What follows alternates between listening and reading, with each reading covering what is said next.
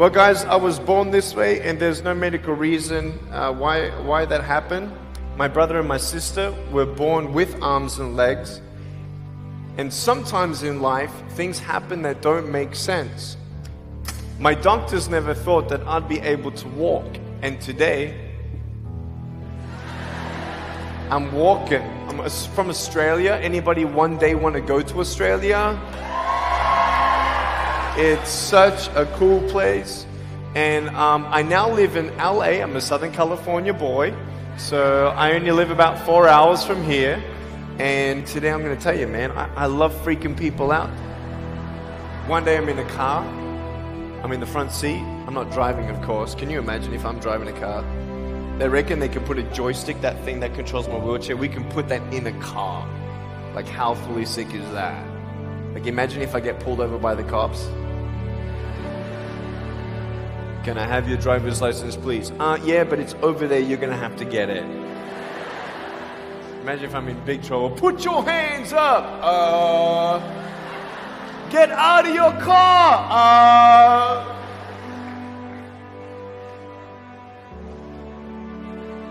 So I'm in the front passenger seat. We're at the traffic lights, and this car comes up next to us, and this girl's looking at me.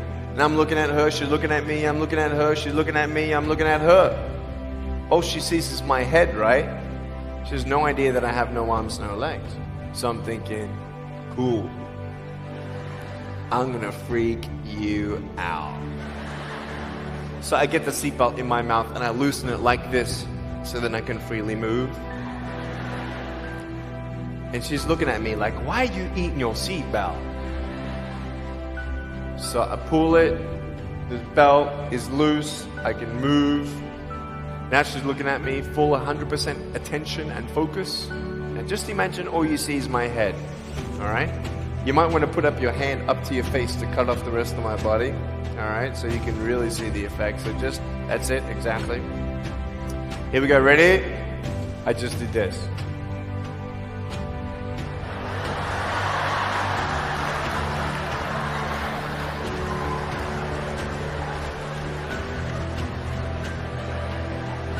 And her face, man, she was like, she nearly ran the red light, man. It was so good. My parents always said, Nick, you don't know what you can achieve until you try it. And the doctors looked at me and said, he's not going to walk, he's not going to go to school, he's not going to do anything in his life.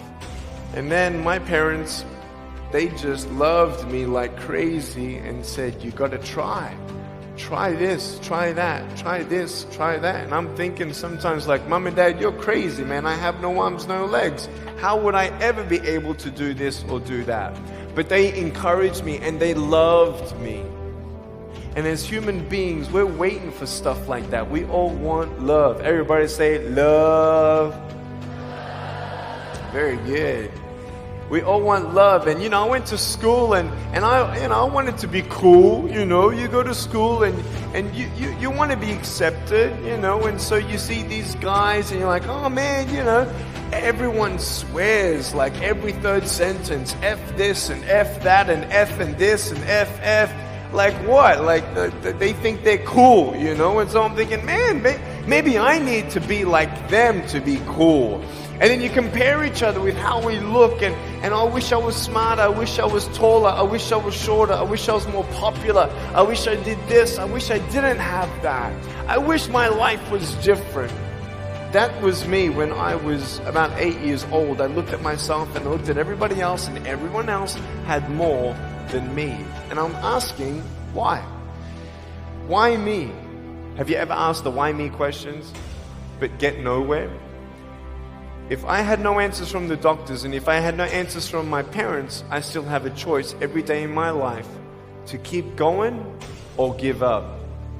You see this book up here? This is my favorite book in the whole wide world. This is my favorite book, the Bible. And here I am.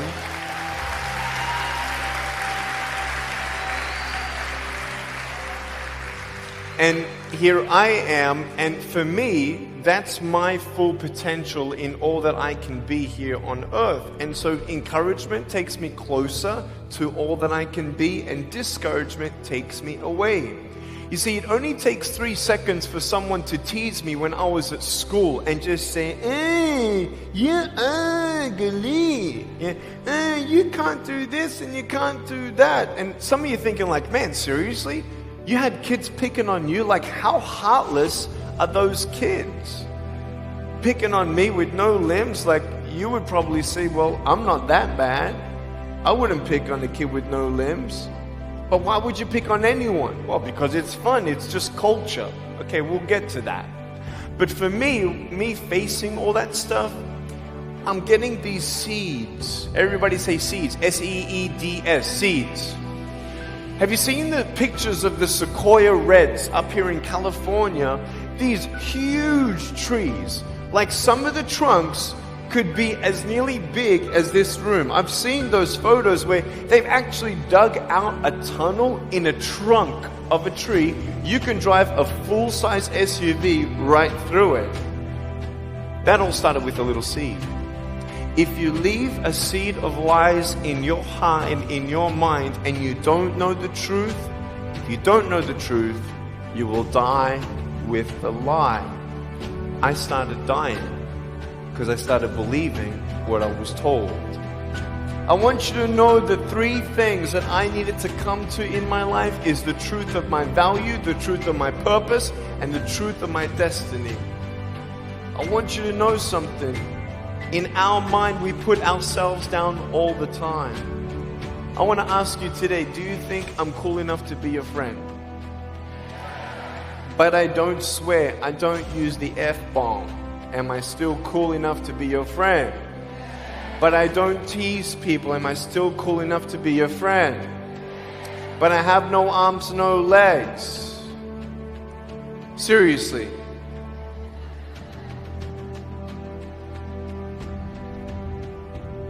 You would be my friend even though I have no arms, no legs. So you're telling me it actually doesn't matter, right? If it actually doesn't matter for how we look, then why do we tease each other for how we look if it actually doesn't matter? Why is it that we look ourselves in the mirror and we see us, well, we're having fun. Oh yeah, man, we're just part of culture, man. There were 12 people one day teased me, taking me away from my hope. 12, 11, 10, 9, 8, 7, 6, 5, 4, 3, 2, 1. Don't worry, I won't fall off because if I did, I'll break my arm. But 12 people teased me one day, and I can put a pretty brave face on, but cry on the inside. For real. Well, it doesn't hurt. Yeah, it hurts. There was this one bully. I became his target for 3 weeks. And every time I go by him, I was 13, he was 17. I was in my chair. I'm only 4'9" in my other chair, my old chair. He's like 6 something, so he's huge, right? So I'm looking up at him, and every time I go by him, he's like, hey, there's Nick. He has no... And you can imagine what he said. And I'm like, what's his problem, man? So I tried to avoid him, and I was so embarrassed. He would say it really loud, and everybody would be looking, and some would be laughing. I'm like, what is this guy's problem, man? So one day, after 3 weeks, I went up to him, and I said, hey. He's like, hey. I said, can you please stop it? He said, stop what? I said, stop teasing me. He said, what are you talking about? I said, every time I walk by, you say that stuff. He's like, what stuff? He didn't know how to take me on. So I'm looking at him and saying, nah, man. Every time I walk by, you say exactly this, and I want you to stop. I forgive you, but stop it. He's like, oh, is that hurting you? Now I could have said, nah. Or I could have said, yeah. It takes a level of humility to actually say, actually, I don't like that. It's killing me. And I said, yeah, it's hurting me. He said, all right, I'm sorry, man. I was just, playing around. He said, give me a hug. He said, what? I said, give me a hug. He was like, all right. So I gave him a hug. I'm a hugging machine. We made the Guinness Book of World Records. 1,749 hugs in 1 year. We did it last year. My arms fell off, all right? The scary thing about hugging so many people is that anyone can just pick me up and take me home, all right? Like, what am I gonna do? Like, hit him or something? Like, pretty mean headbutt, right? I want you to know that you might be playing around.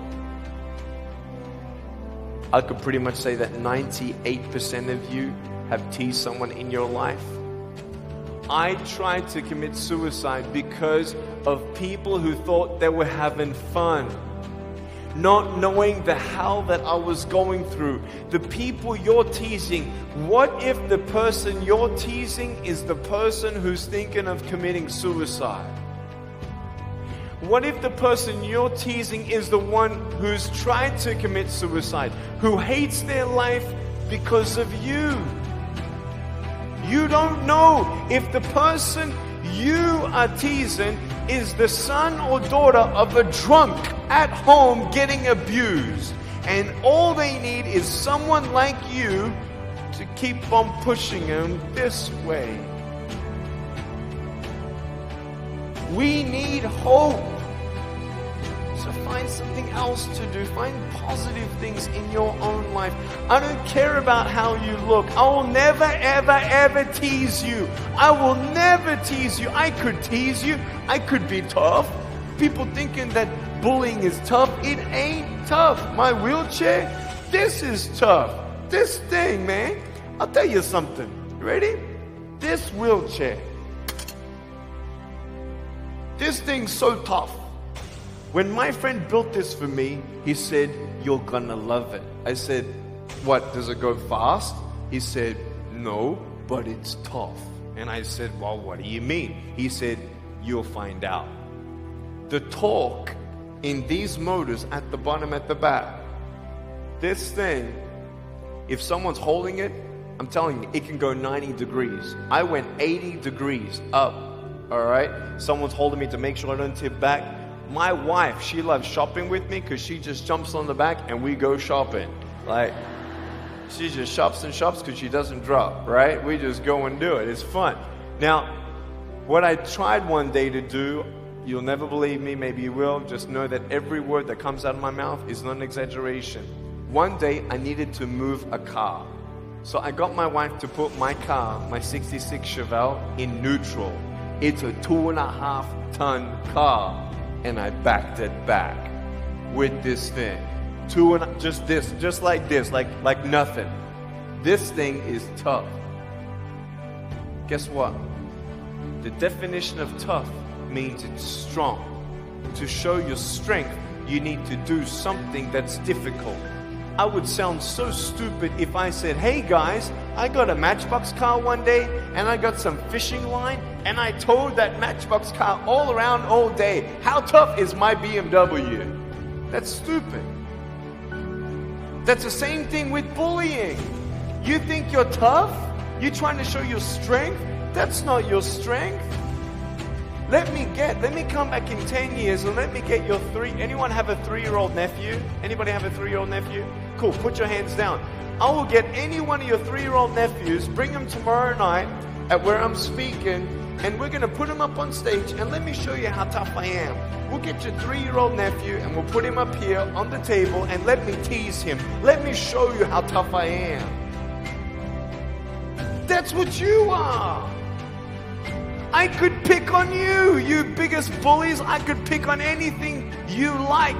any singer, any music that you like. I could tease you. I could tease your family. I could tease your friends. I could tease about the movies that you think are really cool. I could tease anything about you. I could tease you about your nose, your eyes, your teeth, your chin, your hair, your ears, your elbows, your knees, your whatever, man. I can tease you about anything. It ain't hard, just like you can tease me. You want to know what tough is? Go to the people you teased and say sorry. You want to know what tough is? Go up to the people who still tease you and say, hey, stop it. I forgive you, but please stop it. That's tough. I want you to know something, the truth of who you are. I don't care what job you get. I don't care. I don't care how smart you are, everyone. I don't care. I don't care. I love you and I believe in you. I don't care if you end up being a janitor in this school. I'll tell you why. Because the janitor in my high school inspired me to be a speaker. He changed my life. He said, you should be a speaker. You know what I said? You're crazy. He said, no, really, you need to be a speaker. I said, stop it, man. 4 months later, he twisted my arm, and I said, yes.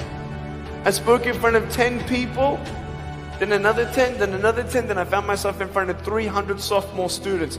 And 3 minutes into my speech, half the girls were crying, and one girl in the middle of the room started weeping, and she put up her hand and she said, I'm so sorry, can I come up there and give you a hug? And in front of everybody, she came up and she hugged me and she cried on my shoulder and she whispered in this ear, thank you, thank you, thank you. No one's ever told me that they love me. No one's ever told me that I'm beautiful the way that I am. It was because my parents told me that I was beautiful that I'm still here. Some of you don't have those parents, and that's why I'm here. I love you and you're beautiful just the way you are. Never, ever give up.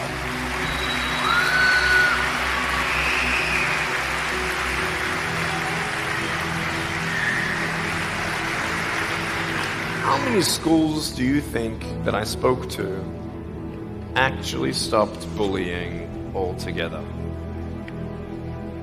Okay. Whoever said one, you were correct. One school out of 600, I got a letter from the headmaster, and he said, Nick, you forever changed our school, blah, blah, blah. We haven't seen any bullies pick on anybody for 8 months straight. We don't know what happened, but in the best words that I can describe, there's just a new thought in the air that it just ain't cool anymore. It just ain't cool. I want to ask you, what are you going to do? Are you going to continue on at the risk of knowing that in each section, this section right here, 5 people already trying to commit suicide? That section there, 5 people. When you extrapolate it out, what if the person you're teasing is one of those, and you have no idea? Would you find something else to do? So, the change is up to you. If you want to see more love in your school, be love.